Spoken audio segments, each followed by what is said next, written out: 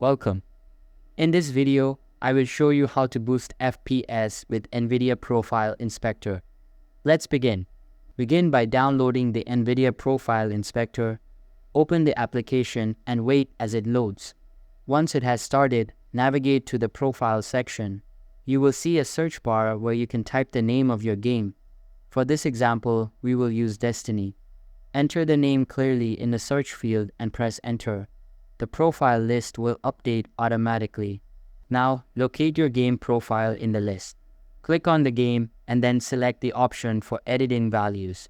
In the editing section, you will notice various settings that can be tweaked. Review each setting carefully. Experiment with the different options shown. Adjust the parameters to boost FPS performance.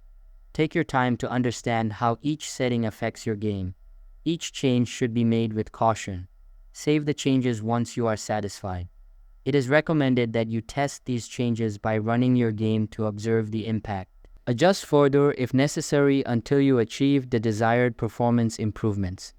Follow these steps systematically. That's it, guys. Thank you for watching.